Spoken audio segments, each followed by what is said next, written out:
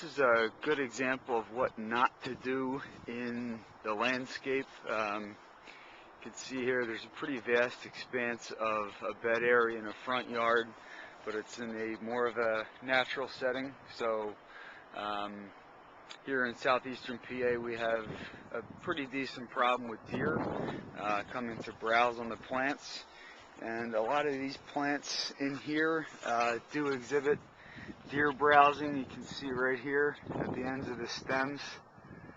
So we can focus in right, that's an example of a deer browse.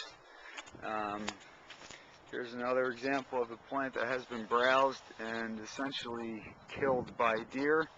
There's 1, 2, 3, almost 4, 5. This is a great example of deer browsing.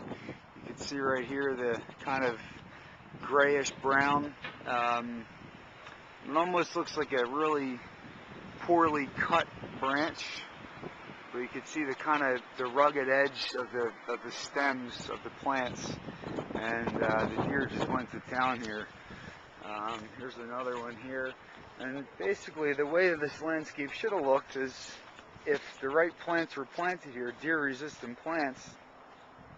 All this should have been real nice and full, and at this point in the season, with the types of plants that were planted here, should have given the client nice color, a little bit more of an intimate feel in terms of privacy and aesthetics.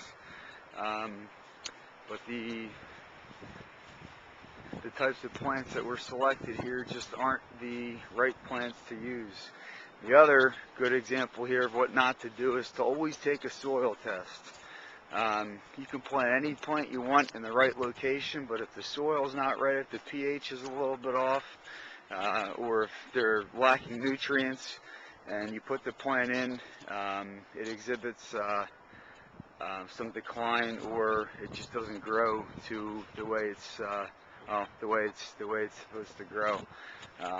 So what we are going to do here at Orser Landscaping is take an inventory of what types of plants that the deer have browsed on, and also take soil samples of different areas on the property, in the beds and in the turf. And we have an in-house soil testing system, so we will test that for the proper nutrients and the pH levels, and then suggest to the client what needs to be done in order to correct this. If there is any conditions in the soil that aren't optimal for plants, we would come in and amend the soil, and then come in and plant deer-resistant plants. So again, as you can see here at this point, the bed is just really looking bare and sparse, and that's because of the deer coming in and eating the plants. And as well, there might be some soil conditions here that really aren't ideal for the types of plants to be put in here. The other issue is that these big mature looking trees a lot of times suck up the nutrients that these smaller plants need to grow and thrive. So again, proper plant selection. You know, these bigger trees have some implications on the pH and the soil.